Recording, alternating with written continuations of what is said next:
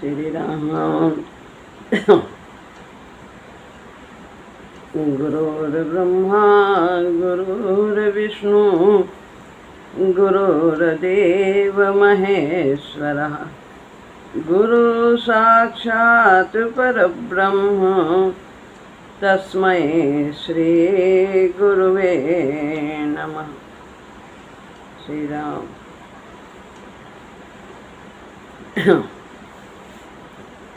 श्रीमद् भगवद गीता अध्याय 18 श्लोक 61।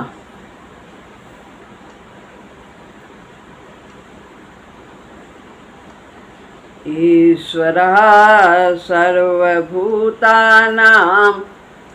हृद्देशेऽर्जुन तिष्ठति भ्रामयन् सर्वभूतानि यंत्रारूढ़ानि मायया।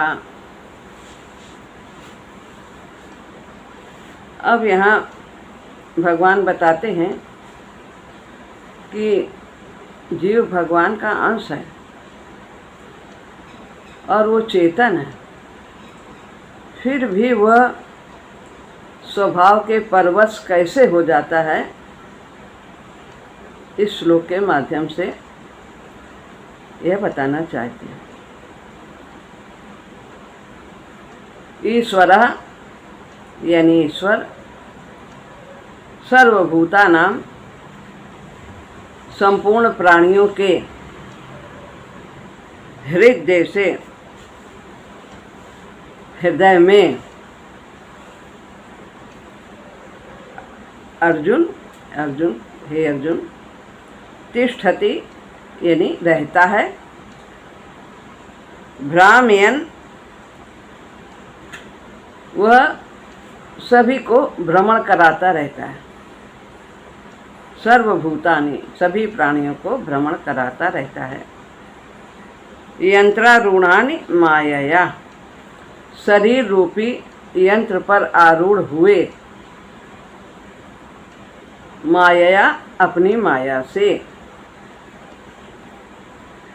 हे अर्जुन, ईश्वर संपूर्ण प्राणियों के हृदय में रहता है और अपनी माया से शरीर रूपी यंत्र पर आरूढ़ हुए संपूर्ण प्राणियों को उनके स्वभाव के अनुसार भ्रमण कराता रहता है।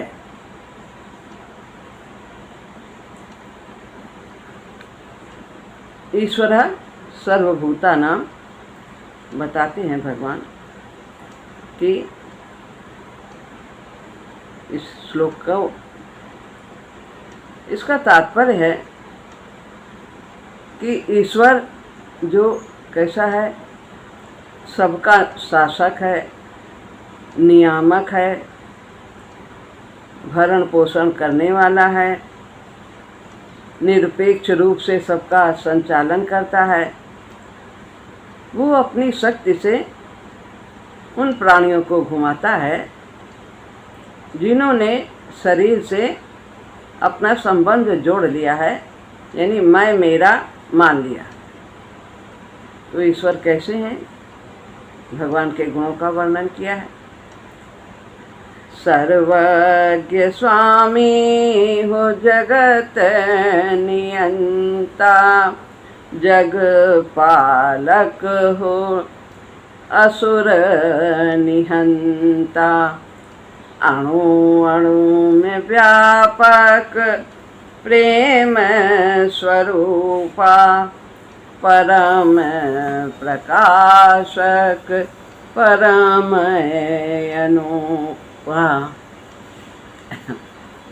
परम प्रकाशक परम अनुपा ऐसे हैं, सबको प्रकाशित करने वाले, सर्वज्ञ सब कुछ को जानने वाले हैं, जगत को नियंत्रण में रखने वाले, जगत उन्हीं के अधीन है, और असुर का संहार करने वाले, प्रेम स्वरूप हैं, सभी से प्रेम करते हैं, सभी को विकास की ओर ले जा रहे हैं। पर कैसे ले जा रहे हैं? कोई सीधे रास्ते से चल रहा, कोई टेढ़े रास्ते से चल रहा, सभी को वो विकास की ओर ले जा रहा है। तो वही यहाँ पर बताते हैं, जिन्होंने शरीर को मैं और मेरा मान रखा है, उन प्राणियों को अपनी माया के द्वारा वो भ्रमण कराते रहते हैं। माया यानी प्रकृति। कैसे? जैसे कि विद्युत से संचालित होने वाले यंत्र अनेक हैं, ट्रेन भी है। तो जो व्यक्ति रेलगाड़ी में बैठ जाता है वह रेल के परवश हो जाता है, लेकिन जो उससे उतर जाता है वो उसके परवश नहीं होता। जो उस पर रेल पर सवार है, रेलगाड़ी पर, तो वो जहाँ जहाँ रेल जाएगी रेलगाड़ी, वहीं वहीं वो उसको जाना ही पड़ेगा। लेकिन जो उससे उतरेगा ट्रेन से, वो परवश नहीं होता है। इसी तरह जिसने शरीर को अपना मान लिया है, शरीर से संबंध जोड़ लिया है, मैं मेरा का नाता मान लिया है, वो स्वभाव के परवश हो जाता है। तो स्वभाव बताया था कैसे बनता है। पूर्व जन्म में जिन वृत्तियों को आधार मानकर हम कर्म करते हैं, सतोगुणी, रजोगुणी, तमोगुणी, इनसे प्रभावित होकर जैसे हमारे कर्म होते हैं, एक तो इनसे स्वभाव बनता है, दूसरा हमारे जिन माता पिता से हमारा जन्म हुआ है उनके भी संस्कार हमें प्राप्त होते हैं, और तीसरा हम जैसे वातावरण में रहते हैं, जैसा देखते हैं, जैसा सुनते हैं, जैसी शिक्षा प्राप्त करते हैं, इन सबको मिल करके हमारा स्वभाव बनता है और उसी के अनुसार हमारे कर्म होने लगते हैं। तो ऐसे मनुष्य जब तक मनुष्य शरीर रूपी यंत्र के साथ मैं और मेरेपन का संबंध रखता है, तब तक ईश्वर उसको स्वभाव के अनुसार संचालित करता रहता है। वो कुछ नहीं करते प्रभु। जैसे आपने स्वभाव जिस प्रकार से बनाया है, उसी स्वभाव के अनुसार वो आपसे कर्म करवाते रहते हैं। और स्वभाव का निर्माण हम ही करते हैं, स्वभाव हम ही बनाते हैं। शरीर के साथ मैं मेरे का संबंध होने से ये इसी से हमें राग द्वेष पैदा होता है। मैं और मेरा, ये हम फिर उनसे एक से आसक्ति करते हैं, जो अनुकूलता है, और जो प्रतिकूलता है उससे द्वेष करते हैं। मैं मेरे का संबंध जोड़ने से ही हमारा स्वभाव अशुद्ध हो जाता है, और स्वभाव अशुद्ध होने पर मनुष्य की प्रकृति अर्थात स्वभाव के परवश हो जाता है। जैसा कि बताया था कि जो सिद्ध पुरुष हैं, जीवन मुक्त हैं, वे स्वभाव के पराधीन नहीं होते, लेकिन फिर भी वे स्वभाव के अनुसार ही बरतते हैं और उनका स्वभाव शुद्ध भी होता है। लेकिन जिन्होंने मैं मेरा माना है, उनका स्वभाव अशुद्ध हो जाता है, आसुरी संपदा वाला हो जाता है। तो मैं और मेरा, ना मैं हूँ और ना कुछ मेरा है, सर्वत्र परमात्मा है और सब कुछ उसी का, यह भाव रखना चाहिए।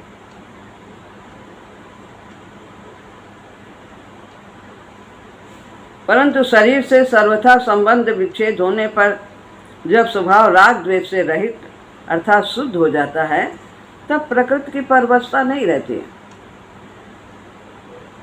वो प्रकृति का गुलाम नहीं होता है। प्रकृति तो हमारी, हम प्रकृति के स्वामी हैं। पर जहाँ राग द्वेष हुआ, शरीर से नाता जोड़ लिया, मैं यही हूँ, मैं इतना ही हूँ, आत्म तत्व को वो भूल जाता है कि मैं भगवान का अंश हूँ, तभी हमें राग द्वेष होता है, यानी हमारा स्वभाव अशुद्ध होता है और फिर उसी स्वभाव के अनुसार ईश्वर की माया यानी प्रकृति संचालित करती है। यहाँ पर ईश्वरा सर्वभूतानां हृदय से अर्जुन तिष्ठति ब्राह्मण सर्वभूतानि यंत्रारूढ़ानि माया, कि ईश्वर ही सबको संचालित करते हैं अपने माया के द्वारा। तो माया भी ईश्वर की ही शक्ति है और वो प्रकृति सभी प्राणियों को उनके स्वभाव के अनुसार जो परवश हैं उनको संचालित करती रहती, और जो स्वतंत्र हैं प्रभु के शरणागत हैं उनको भगवान की कृपा द्वारा वो संचालित होते रहते, उनको माया उधर तकती ही नहीं। अब यहाँ पर विचार आता है कि जब ईश्वर ही हमारे को भ्रमण करवाते रहते हैं, क्रिया करवाते हैं, यह काम करना है, यह काम नहीं करना चाहिए, ऐसी स्वतंत्रता फिर हमारे अंदर कहाँ रही? हम कहाँ स्वतंत्र? सब भगवान ही करवाते हैं। यही बात है, हम जो गलती हो तो भी भगवान ने करवाया और सही हो तो भी भगवान ने करवाया। तो ये बात नहीं है ऐसा कि भगवान ने करवा दिया हमसे गलती, ऐसा नहीं। वो तो स्वभाव के अनुसार जैसा उसने स्वभाव बनाया है उसी के अनुसार प्रभु की माया उसे संचालित करती है। तो स्वभाव तो हम स्वयं बनाते हैं, ये नहीं कि स्वभाव हमारा बन गया तो बदलेगा नहीं, बिल्कुल बदल सकता है। स्वभाव बदलने में हम स्वतंत्र हैं। कैसे बदल सकते हैं स्वभाव को? संग के द्वारा, शास्त्र के द्वारा, विचार के द्वारा, वातावरण के द्वारा। हम अच्छे स्वभाव को हम बुरा भी बना सकते हैं और बुरे स्वभाव को हम अच्छा भी कर सकते हैं इनके द्वारा। अच्छा संग करेंगे तो हमारे अंदर परिवर्तन हो जाएगा, जैसा करे संग वैसा चले रहे। अच्छे शास्त्र पढ़ेंगे तो भी हमारे विचार शुद्ध होते चले जाएंगे। और फिर जो पढ़ा है, जो शास्त्र में पढ़ा है, उन पर हमें मनन करना चाहिए, अच्छे विचारों को और पुष्ट करते चले जाना चाहिए और दूषित विचारों का बहिष्कार करना चाहिए। अच्छे वातावरण में हमें रहना चाहिए। जो सत्संगी लोग हैं, जो भगवत प्रेमी हैं, उनके साथ हमारा उठना बैठना होना चाहिए। इससे हम अपने स्वभाव को बदल सकते हैं।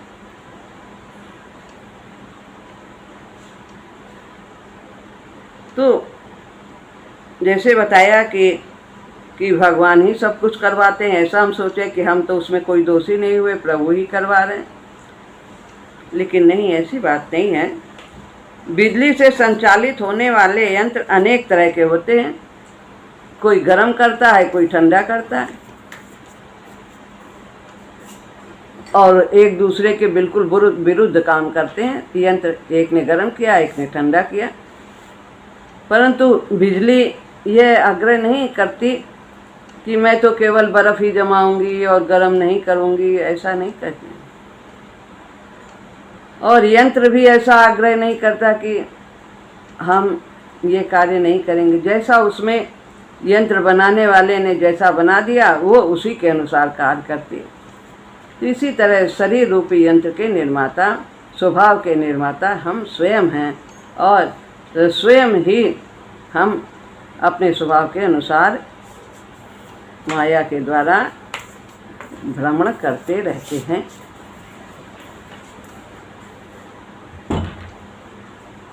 तो ऐसे ही मनुष्य, पशु, पक्षी, देवता, यक्ष, राक्षस आदि जितने भी प्राणी हैं, सब शरीर रूपी यंत्र पर आरूढ़ हुए हैं।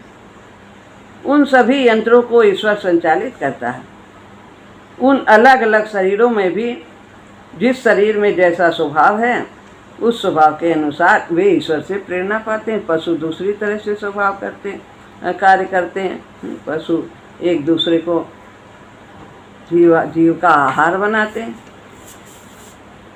और उन्हें इतना ज्ञान नहीं है कि हम दूसरे की नांद में खा रहे हैं तो गलत कर रहे हैं, और हमारी नांद में कोई खाएगा तो उसको सींग मारें। तो उनका स्वभाव ऐसा है, क्रोध प्रधान रहता है, तभी तो वो जीव जीव का आहार करते हैं। तो जैसा जिस शरीर में जैसा स्वभाव है, उस स्वभाव के अनुसार वे ईश्वर से प्रेरणा पाते हैं और कार्य करते हैं। तात्पर्य यह है कि उन शरीरों में मैं मेरेपन का संबंध मानने वाले का जैसा स्वभाव होता है, उससे वैसी ही क्रियाएं होती हैं।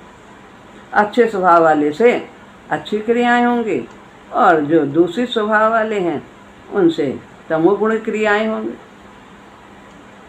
तो अभी जैसा कि बताया, हम स्वभाव को बदल सकते हैं। हमारे अंदर भी सतोगुण है, रजोगुण है, तमोगुण है, सब में है, बस उसकी मात्रा का अंतर है। यदि थोड़ा सा भी हमारे अंदर सतोगुण कभी प्रकट होता है, हमें दिखाई देता है, तो हमें अच्छे कार्य को, उस प्रकार के कार्य को बार बार करने का अभ्यास करना चाहिए।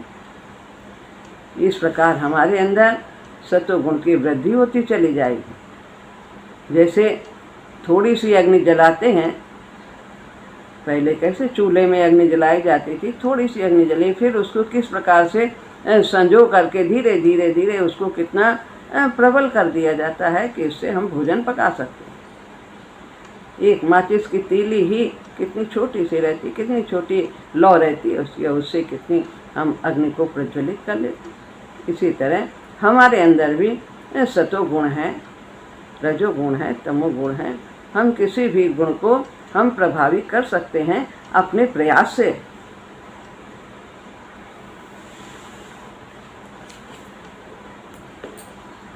एक बात और ध्यान देने की है कि स्वभाव को सुधारने और बिगाड़ने में सभी मनुष्य स्वतंत्र हैं, कोई भी परतंत्र नहीं है। परंतु पशु पक्षी देवता आदि जितने भी मनुष्य के अलावा प्राणी हैं, मनुष्येतर हैं, उनमें स्वभाव को सुधारने का अधिकार नहीं है। केवल मनुष्य को ही अपना कल्याण करने का अधिकार है, भगवत प्राप्ति का अधिकार है। इसलिए इसमें अपने स्वभाव को सुधारने का पूरा अधिकार है, पूरी स्वतंत्रता है। उस स्वतंत्रता का हम सदुपयोग करके स्वभाव सुधारने में हम सुधार सकते हैं, और स्वतंत्रता का यदि दुरुपयोग करते हैं तो हम अपने स्वभाव को बिगाड़ सकते हैं। भगवान कहते हैं मैं किसी के लिए ज़बरदस्ती नहीं करता कि तुम ऐसा करो कैसा करो। ना हम प्रकाशा सर्वस्व योग माया समावृता मूढ़ो एवं ना भी जानाति लोको माम जमव्ययम्। मैं किसी के लिए प्रकाशित नहीं होता ज़बरदस्ती कि मैं सबके सामने। हरि व्यापक सर्वत्र समाना और प्रेम ते प्रगट हो ही मैं जाना। प्रेम से प्रकट व्यापक है सर्व जगह। जैसे कहा कि हृदय से अर्जुन तिष्ठति, भगवान कहाँ निवास करते हैं? हृदय में। कैसे? जैसे कि जल सर्वत्र है, लेकिन वो प्रकट कहाँ होता है? कुएं में होता है। और कुआं कैसे बनता है? प्रयास से बनता है, खुदाई करते हैं, मेहनत करते हैं, तब वो बनता है। इसी तरह भगवान सबके सभी जगह सर्वत्र हैं, लेकिन विशेष रूप से हृदय शरीर में शुद्ध स्थान है और वहाँ पर भगवान का निवास है। लेकिन वो निवास होते हुए भी सबके लिए प्रकाशित नहीं है, प्रकट नहीं है। कैसे प्रकट होते हैं? जो उनसे प्रेम करता है। कैसा प्रेम करता है? पावन प्रेम, निष्काम प्रेम, जहाँ स्वार्थ की गंध नहीं है, कोई मांग नहीं है, प्रभु पर पूरा भरोसा है, उन्हीं का एक सहारा है। जो करेंगे अच्छा करेंगे, हमारे परम सुहृद हैं, ऐसा भाव होना चाहिए।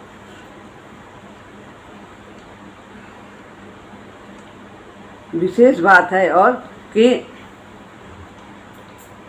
साधक ये भूल कर जाता है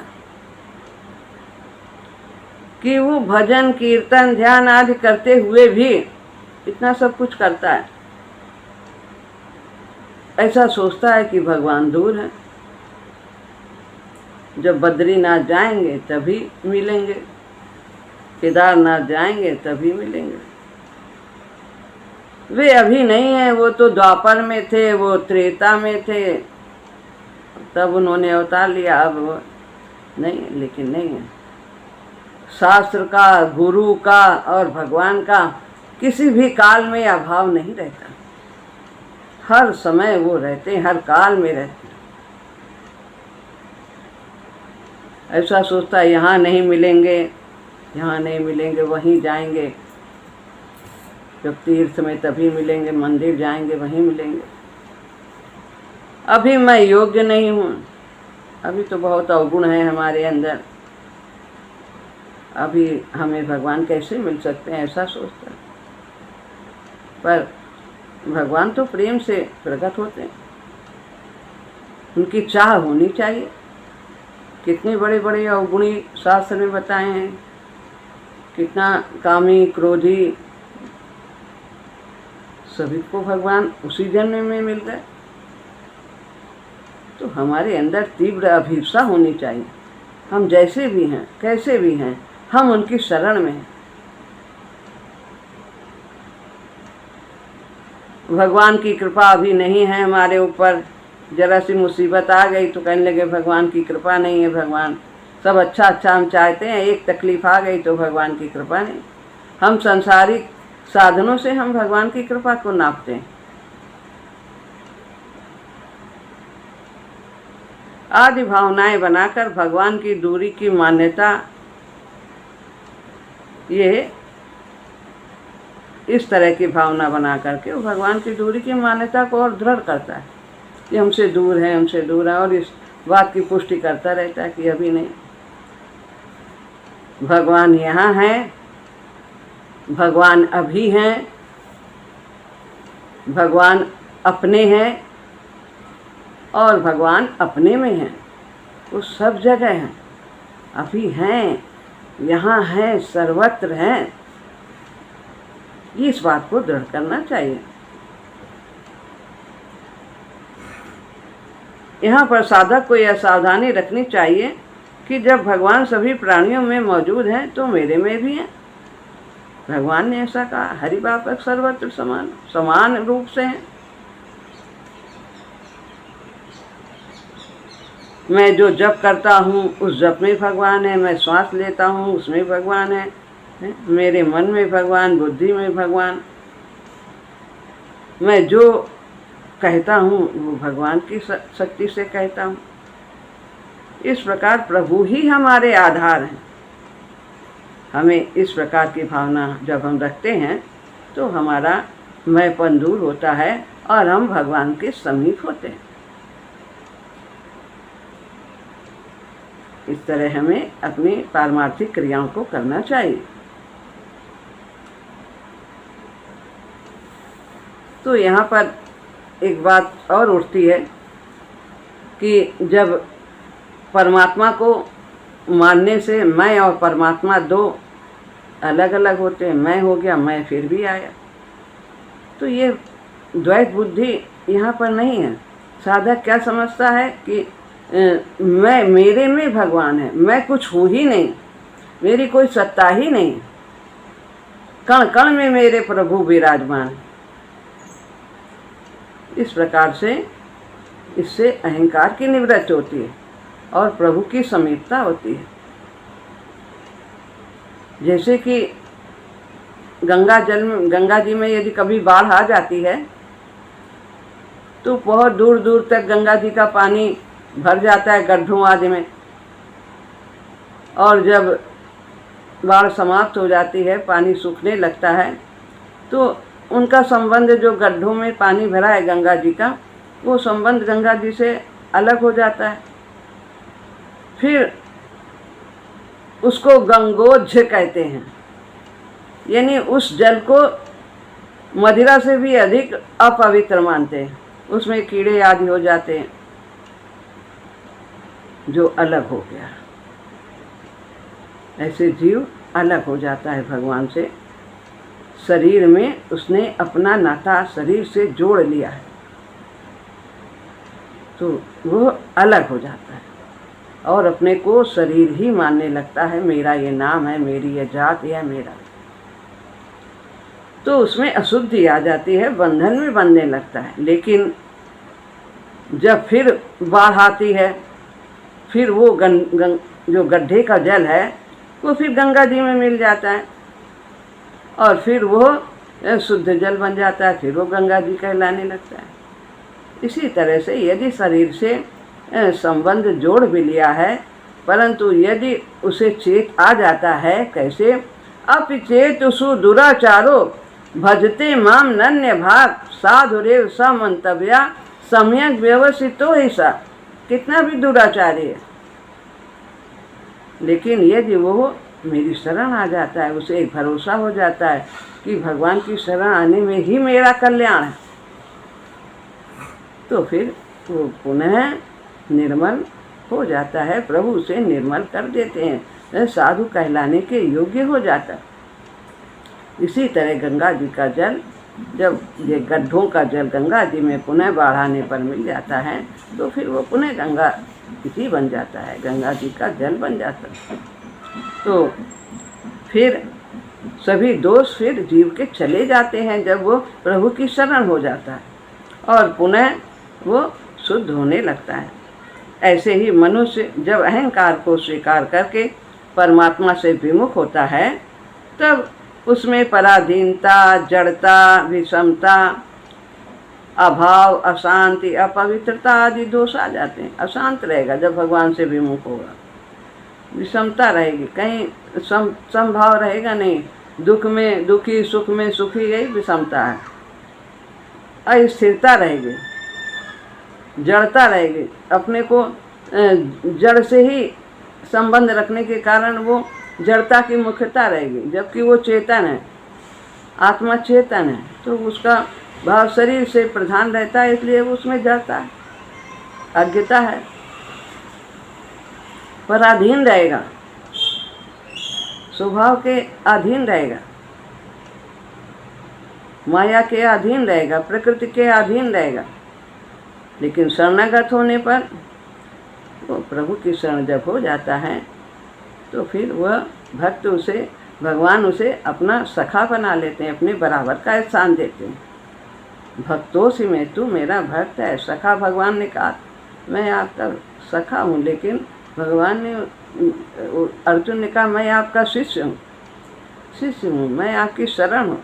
तो जो उनकी शरण होता है उसे वो अपना सखा बना लेते हैं, मित्र बना लेते हैं, बराबर का स्थान देते हैं। इष्टो सिंह मेरा मित्र है। परंतु जब यह अपने अंशी परमात्मा के सम्मुख हो जाता है, जैसे गंगा जी का उदाहरण दिया है, विकार आने पर भी यदि वो उसे चेत आ जाता है, प्रभु की शरण हो जाता है, तो अपना अलग कोई व्यक्तित्व तो नहीं रखता, तब उसमें आए हुए ये सब जो दोष हैं वो सभी दोष मिट जाते हैं और वो अपने लक्ष्य की प्राप्ति करने में तत्पर हो जाता है। भगवान उसकी जिम्मेदारी लेते हैं। इस प्रकार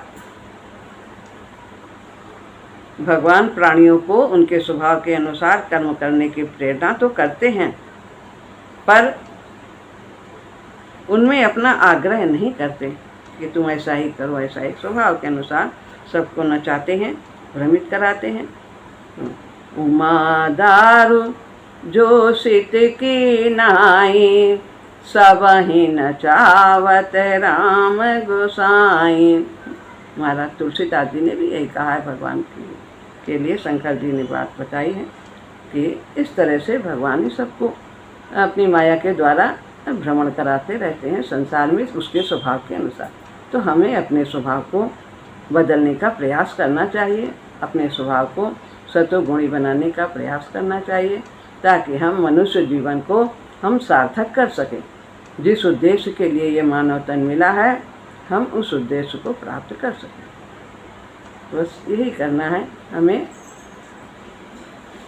तो सदैव प्रभु की शरण में रहना है, भगवान से युक्त रहना है, यही गुरु जी की आज्ञा। श्री राम।